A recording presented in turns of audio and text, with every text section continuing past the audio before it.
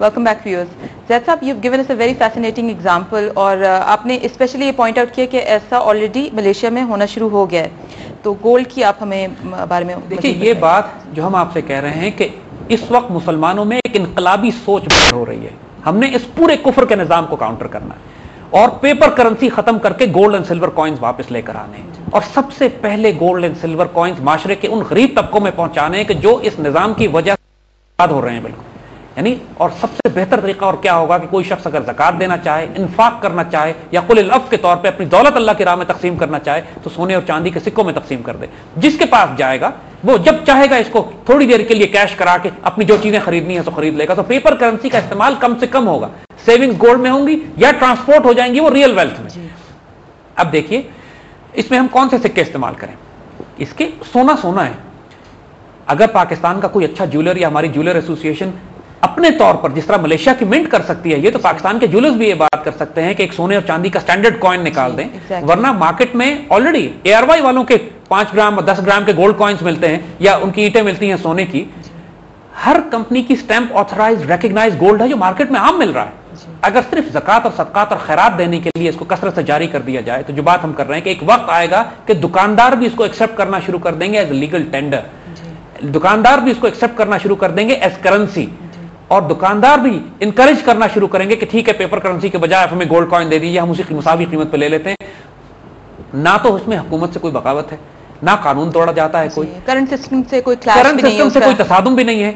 मुसलमान अपने माशरे के गरीब, यतीम, बेवा और मसाकीनों की कफालत करने के लिए, उनको इस इन्फ्लेशन और महंगाई से बचाने के लिए 60-70 अरब रुपए साल के सोने और चांदी के सिक्के जब मार्केट में चलना शुरू हो जाएंगे तो आप देखिए एक इकोनॉमिक मॉडल किस तरह तब्दील होना शुरू होता है. मुल्क इस वक्त दुनिया के 22 ममालिक में ऐसे मुसलमान मौजूद हैं कम से कम कि जिन्होंने कम्युनिटीज बनाई हुई हैं और वो सोने और चांदी के सिक्के इस्तेमाल कर रहे हैं. ये हम आगे जाके बताएंगे कि दुबई में ये कॉन्सेप्ट बिल्ड किया जा रहा है कि एक बैतुल माल की किस्म का ऐसा बैतुल माल या बैंक बनाया जाए. अगर हम बैंक का लफ्ज इस्तेमाल करें क्योंकि हम नहीं करना चाहते, कि जहां पे मुसलमान तिजारत करना चाहते हैं तो गोल्ड वहां से खरीदें और गोल्ड ट्रांसफर उसमें हो. यानी पेपर करेंसी और डिजिटल करेंसी के बजाय बाकायदा फिजिकल गोल्ड ट्रांसफर हो एक जगह से दूसरी जगह उस खरीदारी के लिए. एक क्वेश्चन जैसा साहब, इस तरह करने से गोल्ड की यूसेज तो काफी ज्यादा बढ़ जाएगी, तो क्या इसके लिए गोल्ड के मजीद स्टोर्स चाहिए होंगे, उसकी मजीद स्टॉक्स चाहिए होंगे, या जो करंट स्टॉक्स हैं उनके साथ अल्लाह ताला की तरफ से कोई कमी नहीं है. पहली बात तो दुनिया में इतना सोना मौजूद है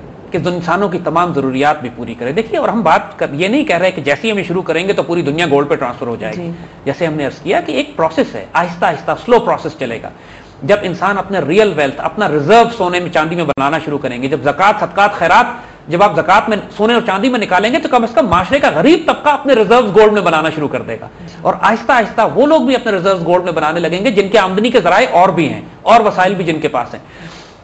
ये कॉन्सेप्ट इतना इनकलाबी कदम है उस कुफर के निजाम को रिस्पॉन्ड करने का कि जिसके नतीजे में वो महंगाई बर्पा करते हैं, करेंसीज को डिवैल्यूएट करते हैं और माशरे के गरीब तबकों को तबाह बर्बाद कर देते हैं. हम तमाम मुसलमानों से कहेंगे कि अपनी ज़कात जो तुमने अल्लाह की राह में निकालनी है, अल्लाह के हुक्म से निकालनी है, पहले तो ये कि ज़कात दें.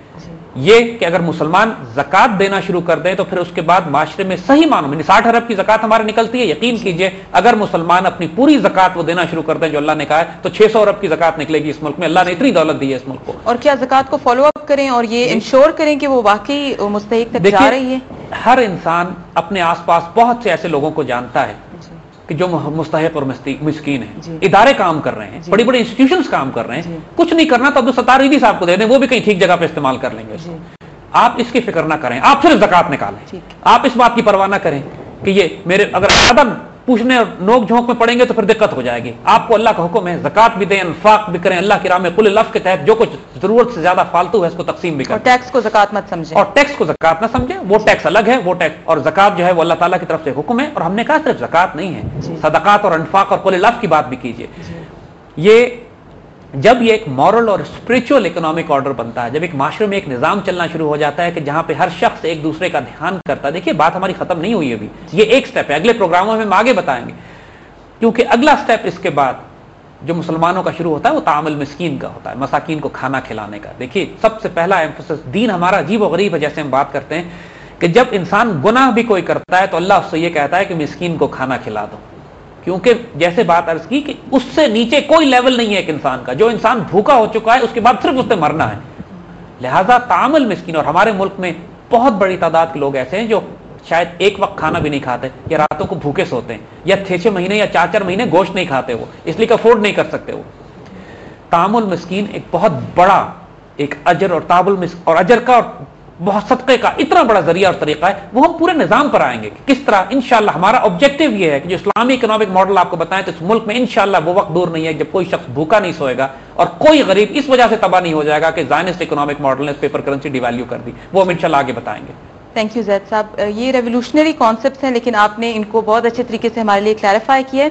For the viewers I would like to say کہ small steps take us towards large beginnings. اور زید صاحب نے آج ہمیں ہائی لائٹ کیے ہیں انڈیویجول اسٹیپس جو ہم لے سکتے ہیں ان سولوشنس کی طرف ارائیو کرنے کے لیے, اس کرنٹ سسٹم کے اندر امپروومنٹ لانے کے لیے یا ایک نیا سسٹم انٹروڈیوس کرانے کے لیے.